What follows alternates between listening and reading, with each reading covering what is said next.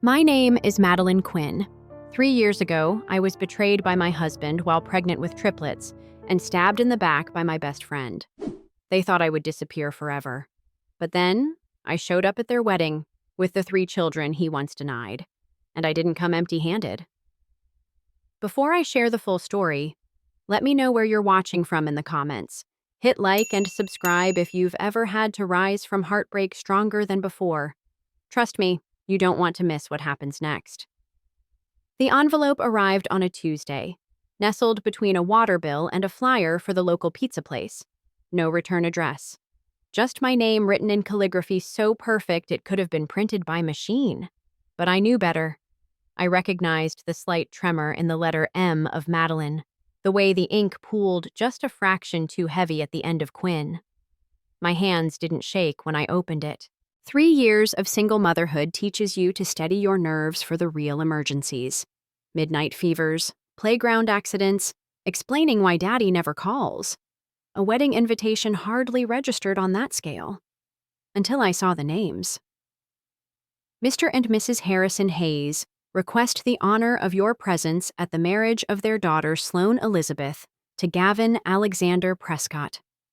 The kitchen tiles were cold against my bare feet. Somewhere upstairs, Ethan was teaching his siblings a new song he'd learned at preschool, their voices carrying through the old farmhouse like wind chimes. I pressed my palm flat against the counter, grounding myself in the present while the past crashed over me in waves. Gavin, my ex-husband who'd walked out when I was 6 months pregnant, belly round with triplets, ankles swollen like water balloons. Sloane, my college roommate, my maid of honor, the woman who'd held my hair back through morning sickness and promised to be the world's best aunt. The invitation slipped from my fingers, floating to the floor like a leaf. I bent to pick it up, and that's when I noticed the handwriting on the back of the RSVP card. Just 4 words in Sloane's unmistakable script. You won't come anyway. She was wrong. The Bay Area morning fog wrapped around our Victorian like a silk scarf. I was making Gavin's coffee, dark roast, 2 sugars, splash of oat milk, when I felt the first real kick. Not the butterfly flutters I'd been feeling for weeks, but a genuine soccer player's punt right to my ribs. Gavin, I called up the stairs. They're moving. No answer. These days, there rarely was. I climbed the stairs slowly, one hand on the banister, the other cradling my belly.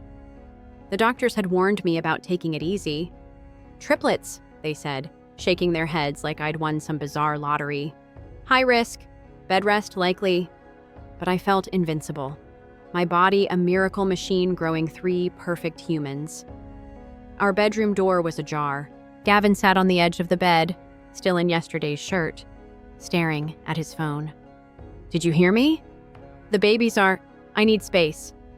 The words hung between us like laundry on a line. I waited for more. An explanation, an apology, a take-back.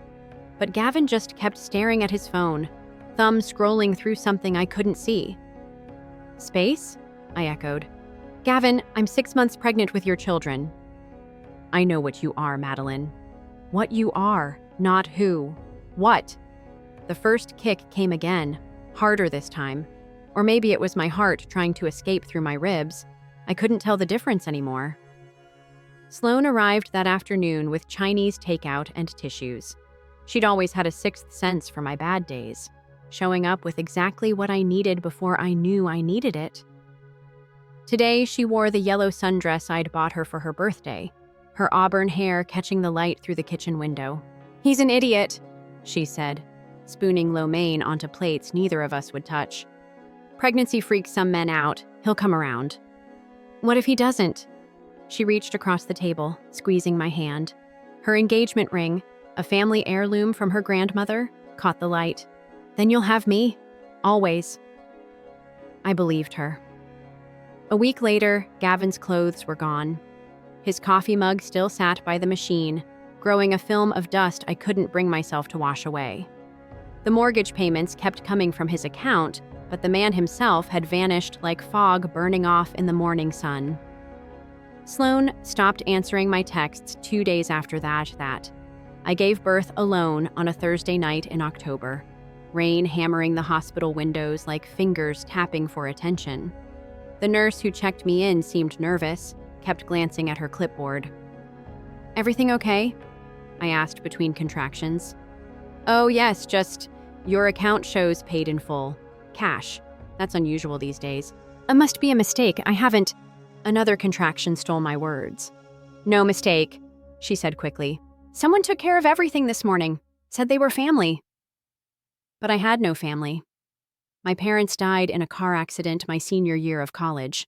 Gavin's family had written me off the moment he left. There was no one, except there had been Sloan. The pain came in waves, each one threatening to pull me under. Between pushes, I found myself thinking about that yellow sundress, about promises made over cold Chinese food, about the tremor in Gavin's voice when he'd said, "I need space," like he was reading from a script. Ethan came first, screaming and perfect. Then Mia, quiet as a secret. Jonah arrived last, as if he'd been waiting to make sure his siblings made it safely before joining them. 3 babies, 3 futures, 3 reasons to stop looking backward. But even as I held them, even as their tiny fingers wrapped around mine like promises, I couldn't shake the feeling that I'd been played in a game where everyone knew the rules but me. Back in my Oregon kitchen, I studied the invitation like evidence at a crime scene. The wedding date was 3 months away. The venue, a vineyard in Napa Valley. Of course, Sloan had always dreamed of a wine country wedding, had spent hours during college planning every detail down to the lavender sprigs in the bouquets. "Mommy, why are you staring at that paper?" Mia stood in the doorway, her brothers flanking her like tiny bodyguards.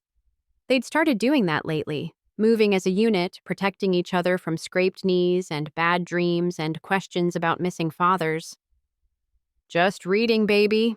Did you finish your puzzle?" Ethan ate a piece. "Did not. Did too." I tucked the invitation into my pocket and herded them back to the living room, but my mind was already elsewhere. That nurse's comment from 3 years ago kept echoing. Someone took care of everything this morning. The next day, while the kids were at preschool, I drove to Portland. The hospital records department smelled like industrial cleaner and old coffee. The clerk, a woman with kind eyes and a name tag reading Dolores, pulled up my file without question. Cash payment, like you said, $30,000, paid in full the morning of October 15th. She squinted at the screen. No name recorded, but... Oh, this is interesting. Security might have footage. We keep archives for 5 years. My heart hammered against my ribs, the same spot where Ethan had first kicked. The security office was in the basement, fluorescent lights humming like angry bees.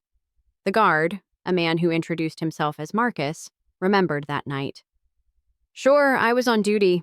You came in around 9 p.m., already in active labor. I called for a wheelchair." "Do you remember anyone else? Someone who might have come in that morning?" He pulled up the footage on a computer that looked older than my children. The timestamp read 8:47 a.m., October 15th. The image was grainy, but I'd recognize that walk anywhere. The slight swing of hips, the way she always led with her right shoulder. Sloan. She was at the payment window, a manila envelope in her hands. The silent footage showed her sliding cash across the counter, signing something, tucking a receipt into her purse. The same purse I'd helped her pick out at a flea market in Sausalito. "That your sister?" Marcus asked. "She said she was family."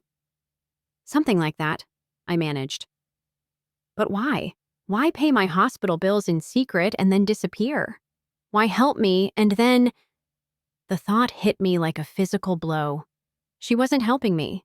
She was clearing her conscience, paying off her guilt in neat $100 bills. That night, I did something I'd sworn I'd never do. I opened my laptop and searched for traces of my old life.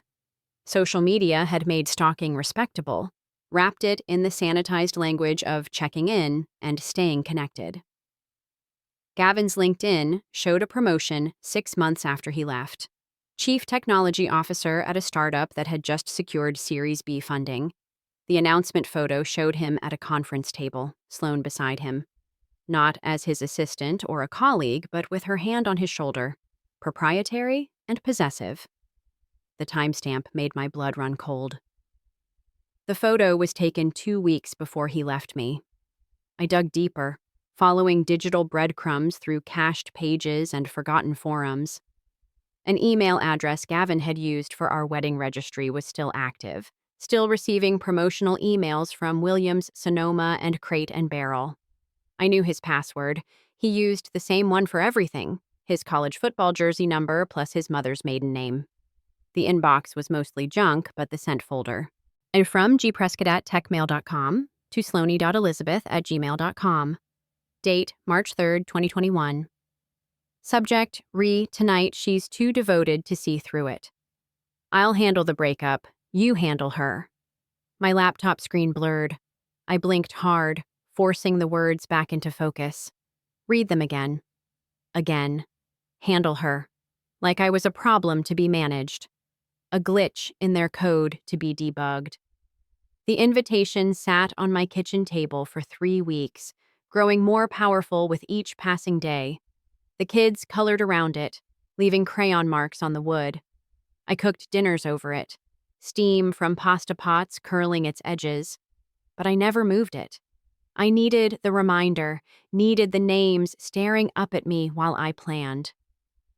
"Mommy's thinking again," Jonah announced one morning, syrup dripping from his pancake onto his dinosaur shirt. "How do you know?" Ethan challenged. "She gets the line," Jonah pointed at my forehead. "Right there, like when the washer breaks." 3 years old and already reading faces like maps. I smoothed out my forehead and smiled. "Just planning our day, buddy. Who wants to go to the farmer's market?" They cheered, breakfast forgotten in the promise of free samples and the petting zoo. But Mia lingered as her brothers raced to find shoes. "Mommy, did we ever have a daddy?" The question I'd been dreading, delivered with the casual curiosity of a child who'd noticed something missing but couldn't quite name it.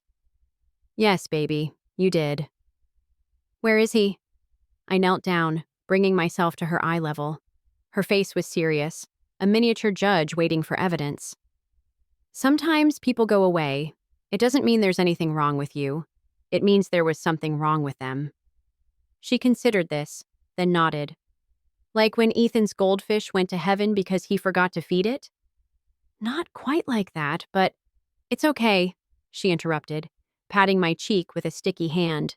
"We don't need a daddy. We have you." But they deserved more than just me. They deserved the truth, eventually. They deserved to know their father's name, to understand their own story without the poison of my anger coloring every page. That afternoon, while they napped, I called a lawyer.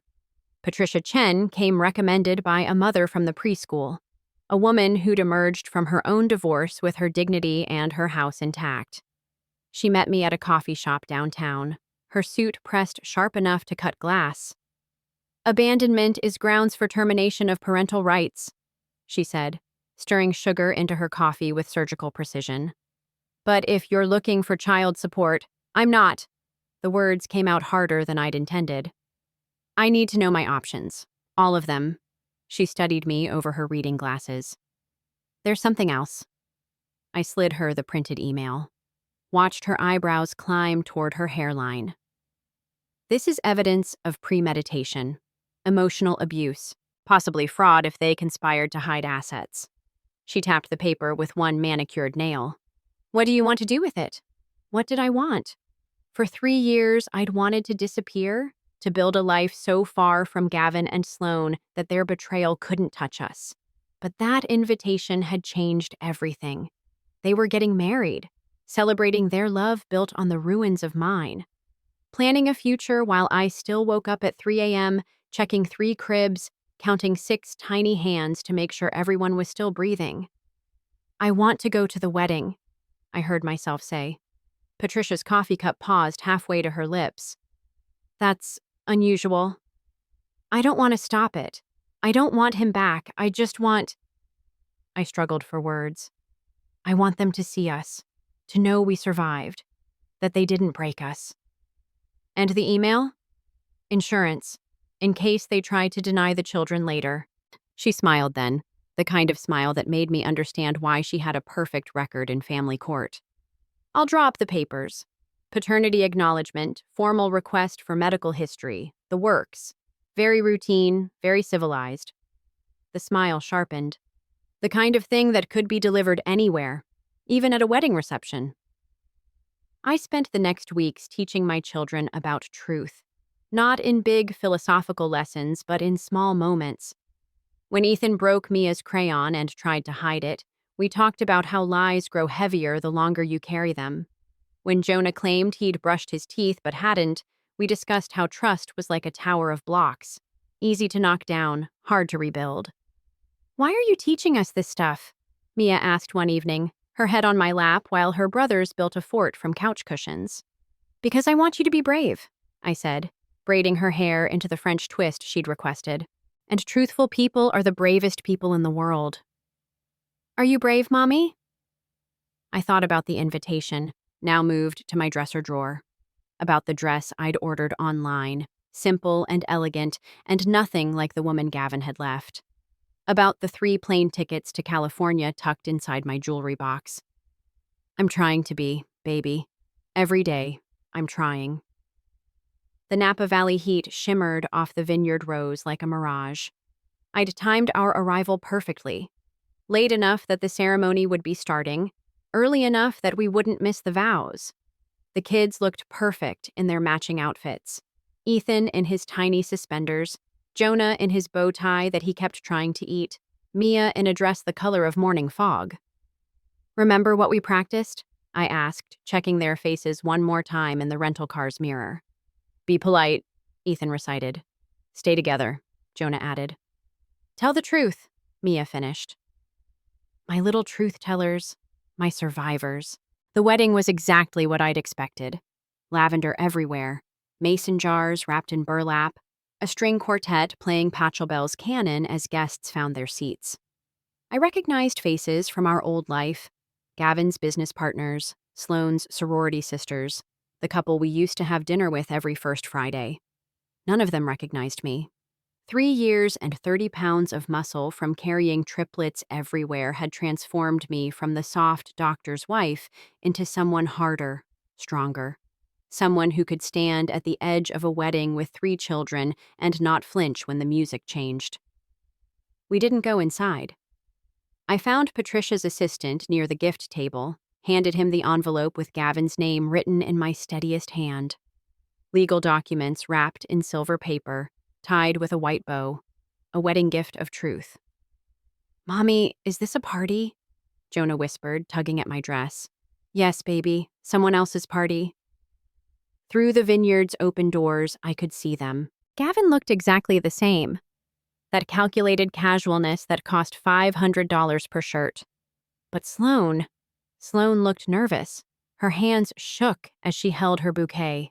Her smile seemed painted on, too bright, too wide. She was scanning the crowd, looking for someone, looking for me. Our eyes met across the rows of guests just as the officiant asked if anyone objected. I didn't move, didn't need to. Sloane's face went white beneath her veil, her bouquet trembling like leaves in a storm. I lifted my hand in a small wave, the same wave she used to give me across campus when we spotted each other between classes. "Hey, friend, I see you." She swayed on her heels. "Sloane?" Gavin's voice carried across the space. "You okay?" But she wasn't looking at him.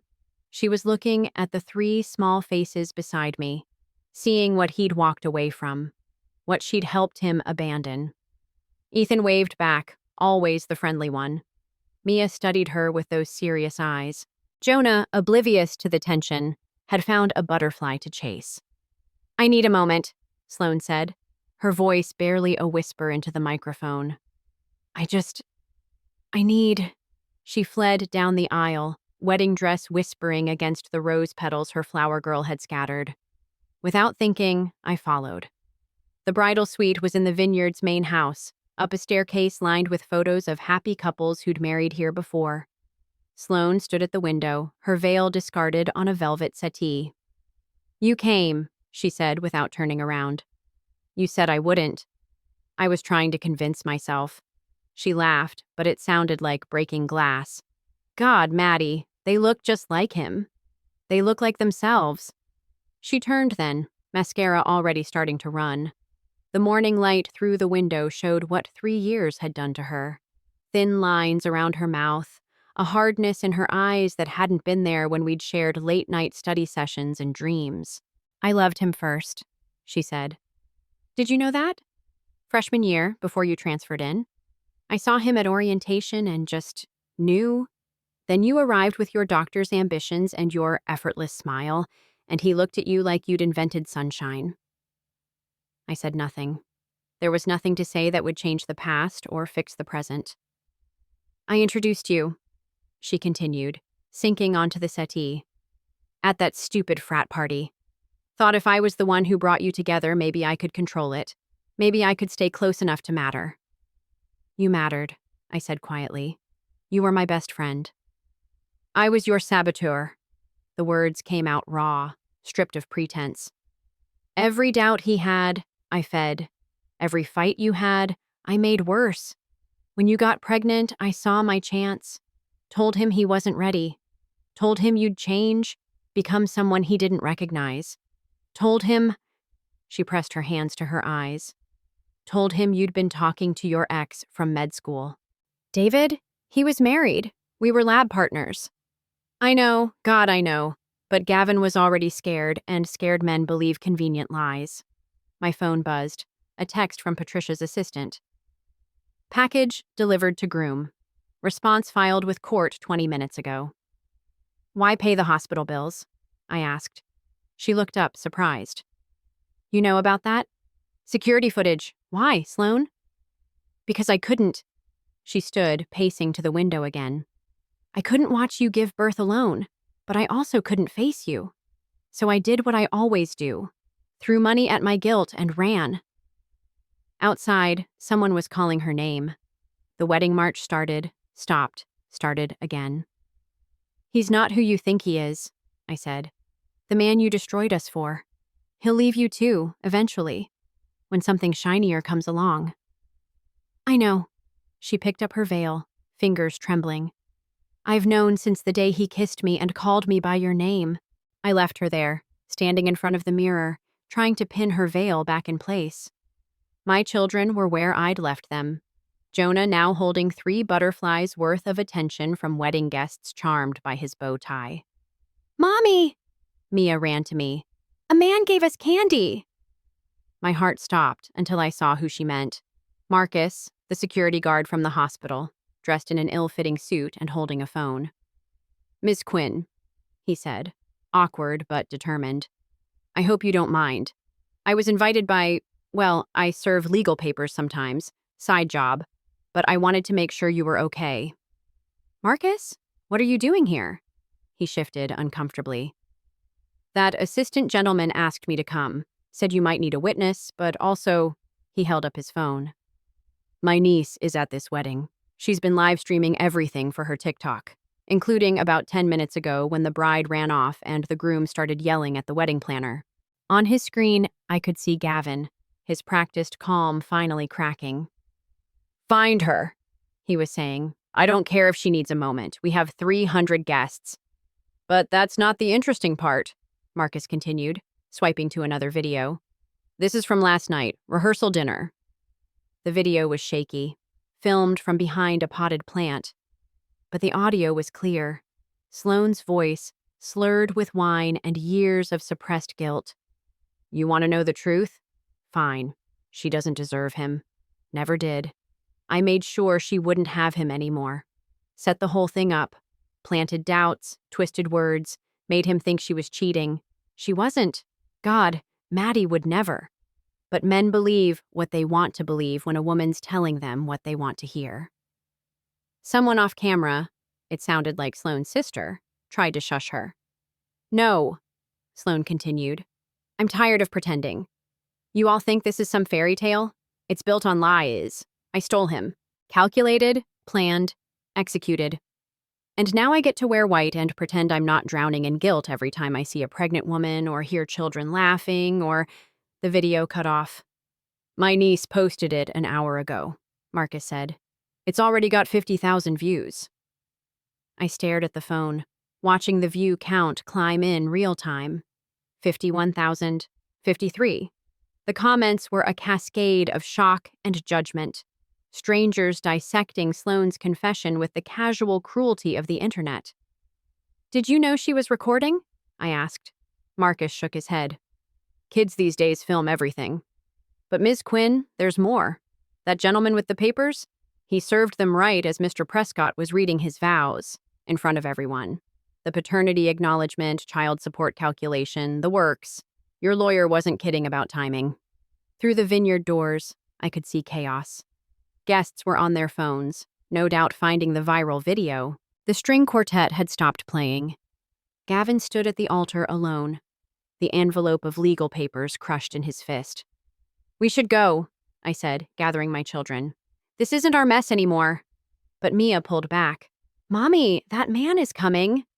Gavin strode toward us, his face a mask of fury barely contained by social graces. He stopped 3 feet away, seeming to notice the children for the first time. His children. The ones he'd never held, never fed, never sung to sleep. Madeline. My name in his mouth sounded foreign, like he was trying to speak a dead language. You did this. No, I said, surprising myself with how steady my voice was. You did this. 3 years ago when you chose the easy lie over the hard truth. Daddy? Ethan's voice was small, uncertain. Gavin's face went white. I haven't. He's not our daddy, Mia said firmly. He's just someone who went away. The simplicity of it, the pure truth from a 3-year-old's mouth, seemed to break something in him. He looked at them, really looked, and I saw the moment he understood what he'd thrown away. The video's a lie, he said desperately. Sloane was drunk. She didn't mean... The email wasn't a lie, I interrupted. March 3rd, 2021. She's too devoted to see through it. I'll handle the breakup. You handle her. Your words, Gavin. Your plan. He staggered back as if I'd slapped him. Behind him, wedding guests were abandoning their seats, the carefully orchestrated event collapsing like a sandcastle at high tide. How did you... It doesn't matter how. What matters is that it's over. All of it. The lies, the manipulation, the pretense that you're anything other than a coward who let his fear make him cruel. I want to meet them, he said suddenly. My children. I have rights. You have papers, I corrected. Delivered by your bride's own sister's daughter's live stream witness. The court will be very interested in parental abandonment, especially with evidence of premeditation. Patricia had coached me on this part. Stay calm, state facts. Don't let emotion override the strength of legal position. Please. The word seemed to cost him. Gavin Prescott, who'd never begged for anything in his life, was begging now. Let me at least... Where were you? Jonah asked, surprising us all. He'd been so quiet, watching with those deep eyes that missed nothing. When Ethan was sick, when Mia had bad dreams, when I learned to walk. Gavin's mouth opened, closed, opened again. But what could he say? That he'd been building a new life on the foundation of an old betrayal? That he'd been playing house with my best friend while I played single mother to 3 babies? You were gone, Jonah concluded, answering his own question. And we were here, with Mommy. Commotion behind Gavin made us all turn. Sloane had emerged from the house, her wedding dress grass-stained, her makeup destroyed. She looked between Gavin and me and our children, and I saw the moment she understood that there would be no wedding today. No honeymoon, no happily ever after built on someone else's ruins. I'm sorry, she said, but I was already walking away, my children's hands in mine. Marcus flanking us like the guardian angel I'd never expected. Behind us, the vineyard erupted in voices. Angry, confused, scandalized. But ahead was only the parking lot, our rental car, the road that would take us home. Mommy? Mia asked as I buckled her into her car seat. Are you sad? I thought about it, really considered the question. No, baby, I'm free. The internet, it turns out, has a long memory and a harsh judgment.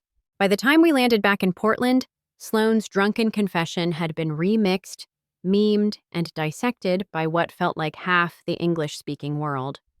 Shush, wedding crasher truth was trending. Someone had set her words to a dramatic soundtrack. Another person had created a TikTok series called Red Flags My Best Friend Missed. I turned off my phone and focused on what mattered. 3 car seats to wrestle out of the rental. 3 exhausted children who'd been angels on the flight but were now reaching their limit. 3 futures that had nothing to do with viral videos or broken weddings. Miss Quinn? A woman approached us at baggage claim, professional blazer at odds with her nervous expression. I'm Rebecca Martinez from Channel 12. We'd love to interview you about, no, but your story could help other women who've been, no. I hoisted Jonah onto my hip, took Mia's hand, let Ethan push the luggage cart because he insisted he was strong enough. We're not a story. We're a family. We left her there, mouth open, as if she'd never heard anyone turn down 15 minutes of fame. The calls started that night. Reporters, bloggers, podcast hosts, all wanting to turn our pain into content. I let them go to voicemail, deleted them in batches while making dinner. The kids needed normal. Bath time, story time. The ritual of bedtime that had saved us all 1,000 times over. Patricia called as I was loading the dishwasher. Gavin's been terminated, she said without preamble. The startup's board held an emergency meeting. Something about moral turpitude clauses and damage to company reputation. He's also been dropped from 2 advisory positions.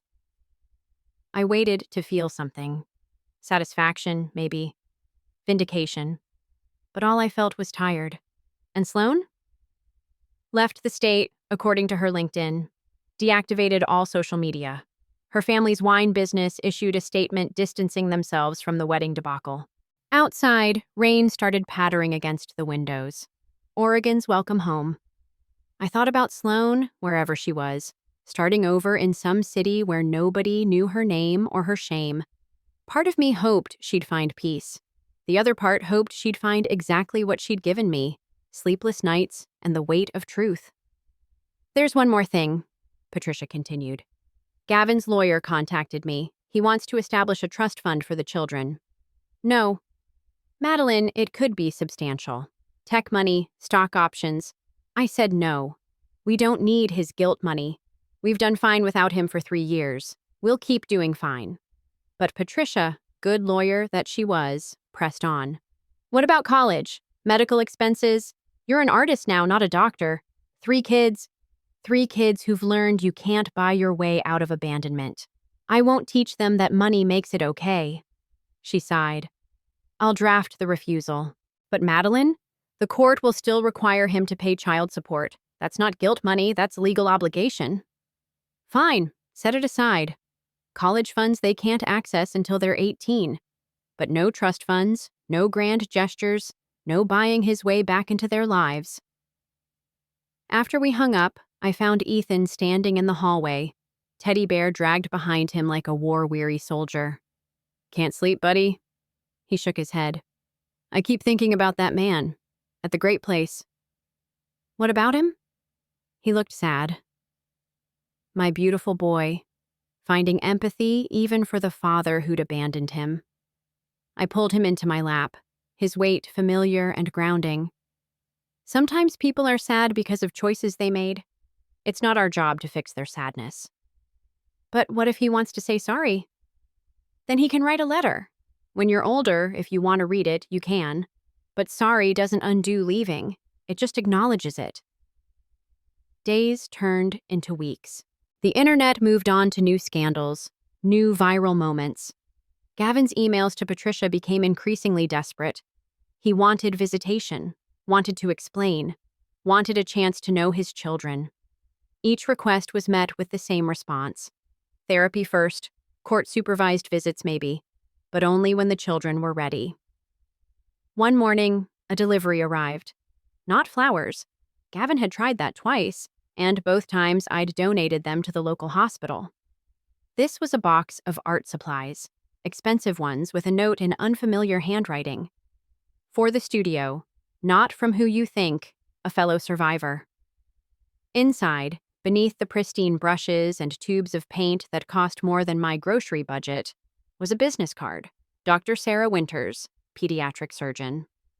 On the back, another note. I was married to Sloane's cousin. Got out when I realized the whole family treats people like chess pieces. Heard about your story. The supplies are from those of us who understand. There are more of us than you'd think. I kept the supplies, not because I needed them, but because solidarity from strangers felt different than guilt from ghosts.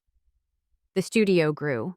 First, just the corner of the garage I'd converted, then the whole space when I realized teaching art to children was my calling. Not the medical career I'd planned, but something that fit who I'd become. The woman who'd learned to see truth in small details, to teach honesty through color and shape.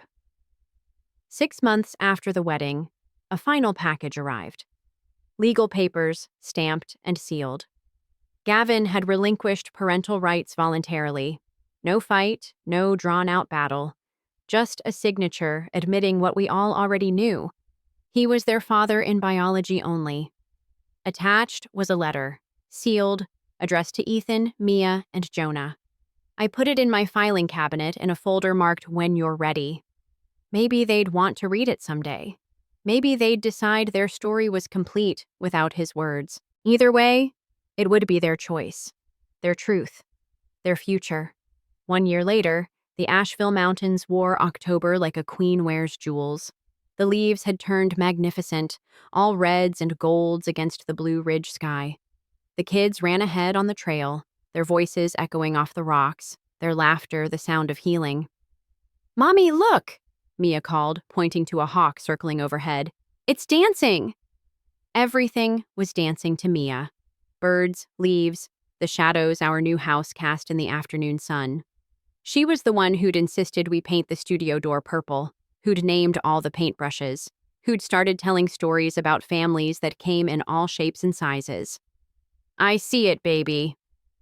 The land wasn't ours. We rented from a widow who liked having children's voices carry across her property again.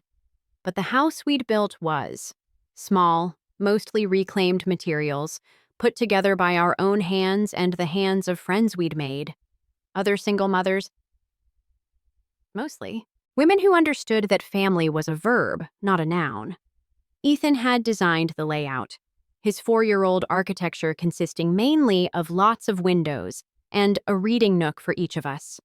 Jonah had insisted on a mudroom for when we get dirty helping people. Because that's what we did now. Helped. Art therapy for kids in foster care. Free classes for families in transition. A safe space for truth to emerge in whatever color it chose. "Time to head back," I called. "Ms. Chen is coming for dinner." "Is she bringing the baby?" Ethan asked, racing back to take my hand. "Probably." Patricia had become more than a lawyer. She'd become family, the kind you choose. Her daughter called my kids cousins, and nobody corrected her. Why would we? Love made its own definitions. The house came into view, our crooked, beautiful, handmade home. The kids had hung a sign on the porch that morning, "The Quinn House, where truth lives." "It's perfect," I'd told them and meant it. Inside, the answering machine blinked with messages I'd check later. Probably more requests for interviews. The story had resurged when Gavin's company went public and reporters dug into the founder's background. I'd gotten good at deleting without listening, but the last message wasn't from a reporter. "Madeline, this is Grace Prescott, Gavin's mother. I know I have no right to call, but I wanted you to know. I'm proud of you, of how you've raised them. I see the pictures from your studio's website and they look happy. I put something in the mail, not from him, from me. A grandmother who chose wrong and knows it." I played it twice, then saved it. Grace had sent Gavin away to boarding school at 8, had taught him that love was conditional on performance. Maybe she was learning too late. what unconditional looked like. The package arrived 3 days later. Not money, not toys, just a photo album, carefully curated. Pictures of Gavin as a baby, a toddler, a little boy who looked startlingly like Ethan. Medical history forms filled out in shaking handwriting. A letter that said simply, "For when they ask where they came from, the truth, even when it hurts." I put it with his letter in the same folder. Someday, maybe, when they were ready for complicated truths instead of simple ones. That evening, after Patricia and her family had gone home, after bedtime stories and goodnight kisses, I sat on the porch with my tea and watched the stars come out. The kids had made me a card that afternoon, all three of them signing their names in careful letters. For Mommy, who teaches us to paint with truth. A text came through from a number I didn't recognize. I almost deleted it, but the preview caught my eye. "You made me brave. I left him too, starting over in Denver with my daughter. Thank you for showing it was possible." Another survivor. I smiled, saved the number under Sister in Survival, and went inside to check on my sleeping children. They'd kicked off their covers, as always. I tucked them back in, kissed 3 foreheads, whispered 3 "I love yous" into the darkness. Tomorrow we'd paint, we'd tell stories, we'd practice being brave in small ways and big ones. We'd build our life one truth at a time, one color at a time, one choice at a time. The house settled around us, creaking its lullaby. Somewhere, Gavin was probably still trying to rebuild his reputation. Somewhere, Sloane was learning to live with herself. But here, in our handmade home, we were whole. We were enough. We were free. And that was the only truth that mattered. Never believe you have to stay silent after being hurt. The truth may be buried, but it always finds a way to be heard. Be strong, choose yourself, and don't be afraid to walk alone. Because sometimes that's exactly what leads you to a life of freedom and wholeness.